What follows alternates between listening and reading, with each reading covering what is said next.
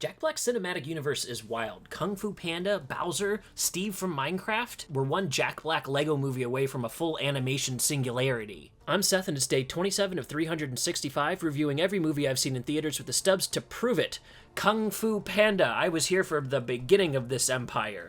Question of the day, who's your favorite villain from the Kung Fu Panda series? We've got 4 movies, we've got 6 short films, we've got at least 3 video games, we've got 3 different television shows, we've got an arena tour. It is not shocking to me that the Minecraft movie is doing well. The Kung Fu Panda empire was built on Jack Black. DreamWorks dropped this one in 2008, and audiences were shocked that China didn't get here first. They're the ones with the pandas. Back then, I laughed hard, I loved the action, I was all in on the underdog story, but as an adult, Tai Lung's prison escape? I'm gonna say it, it is on par with John Wick and Police Story. These action scenes are fucking incredible. And underneath all of that slapstick and fantastic animation, there's a wonderful message for kids. You're enough, even if you're not chosen. This whole thing was inspired by a parody of a Bruce Lee movie called Enter the Fat Dragon. Donnie Yen just remade that movie, which technically makes it live-action Kung Fu Panda.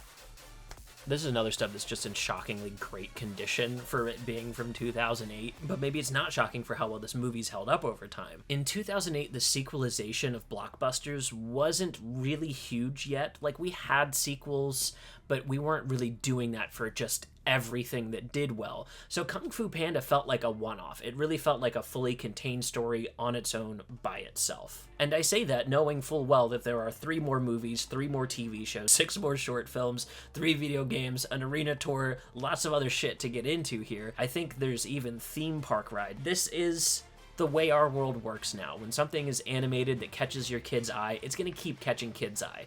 Kung Fu Panda is still good for kids today, like it was for kids back in 2008. I was almost 17 when I went to see this movie, so I wasn't exactly target demographic, but I remember really, really liking it. And this was an era where if you were an older teenager, early 20s, liking animated movies made you a Disney kid or a Disney adult, depending on how old you were. And so this isn't one that I would have openly talked about liking so much. That's something that on my personal journey as a film watcher, as a filmmaker, I've really come around on animation, especially as I got into Eastern anime, as I got older, and started to recognize that this stuff can be for adults, and that it's just a medium. Just like comic books aren't exclusively for kids, comic books are a medium for telling stories.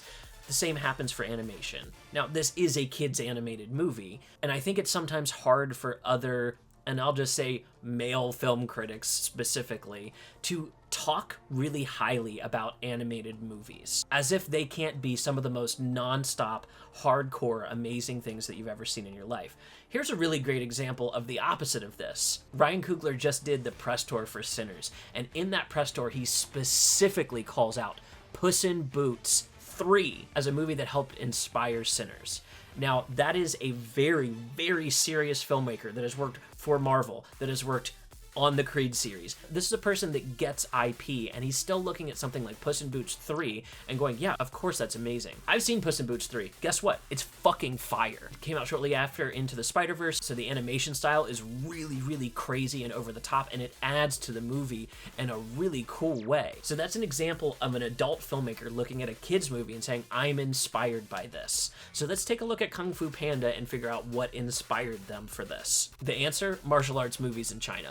Straight up. And I think that is such a cool starting place for a movie. As a kid, martial arts movies were usually less violent, and so I was allowed to watch them more than I could have watched something that would have been more like John Wick at the time. I'm traveling to Korea in a couple weeks, and I'm going with someone who is also raised on martial arts movies, and she loves Korea because of the kinds of movies she was introduced to as a kid. This is really, really, really powerful stuff, and it would be easy for me to make a video around this as like an IP and as like a big business thing, but Kung Fu Panda doesn't start there. It actually starts from a much smaller place of just wanting to do justice to these really inspirational, cool kinds of filmmaking from around the world. Like I said at the top, a lot of people are shocked that this isn't a movie from China because this is China's export in pandas, but it makes sense to me that an American made this because I am equally inspired by those kinds of movies growing up, and they hold such a special place for me because culturally I can't access all the little minutia that someone might think is bad or good having lived in that culture. I stand on the outside and I get to look in through the glass and go, this all looks really, really fucking cool to me. I guess the opposite of this would be like if China made a movie about bald eagles centered around like a very American film style. And honestly, that sounds like it could slap too. I don't know, maybe I'm pitching something for somebody else. There's elements of body positivity in this, which is very early for 2008 for us to be talking about that kind of stuff as a society and as a culture. Like Angelina Jolie's Tigress character is functionally supposed to be the leader of this team. It's borderline sexist for them to bring in an untrained fat guy to take over that role. But you can see these early steps in our child's entertainment at trying to talk about these kinds of things openly. I also want to highlight the opening animation of this movie. It's fucking fantastic, and it's something that they continue across the future films. I really, really love a highly stylized animatic, and to go from that highly stylized thing into this like ultra rich realism adjacent kind of animation that combines all the technology that we're seeing on things from like 10,000 BC and putting actual hair animation onto the characters, but because this is wire fu, because this is wuxia, because this is a much more fluid, stretchy cartoon world,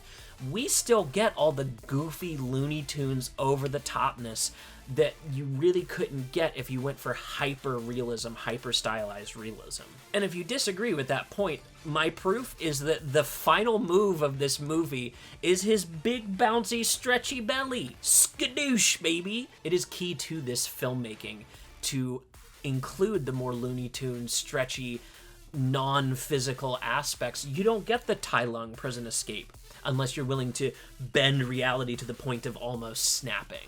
Also, looking back at my King Kong review, the little bit that I did at the beginning where I go, monkey, I think stems from these movies as well. I think that's a Master Oogway line. Needless to say, the Kung Fu Panda impact on me has been pretty great, and it's cool to know that I got to see this one in theaters. This is a series that is always exciting to talk about. The next two movies, at least, are straight gas. I've not seen the fourth one. I've also heard it's good, though. And it's funny to me when I look at other Disney attempts at this kind of stuff. I'm thinking Raya and the Last Dragon. It's just really difficult to get something that is this charming and quaint and honestly kind of small in comparison to something like Raya and the Last Dragon. And it's not to pick on that movie. I thought that movie was really cool. But you can tell they're going out of their way to not step in the same footprints that Kung Fu Panda walked in. Yeah, this one's a high recommend for me. This is one of Jack Black's animated masterpieces. You can tell why Minecraft is making all the money.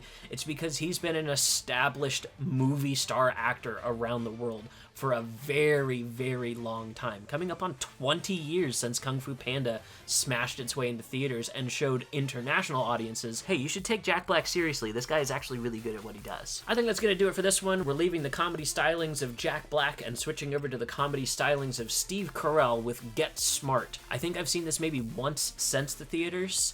I remember it being absolutely hilarious when I saw it. On my recent rewatch, I remember being a little less impressed, but it's been probably 7 or 8 years since I've watched it, so I'm really excited to see what I think now here in 2025. As always, give me a follow on anything that you use. I'm posting on Blue Sky, YouTube, TikTok, and Instagram. I also have a Patreon you can check out where if you sign up, you get one of my movie ticket stubs sent to you. But I think that's going to do it for this one. I will see you tomorrow.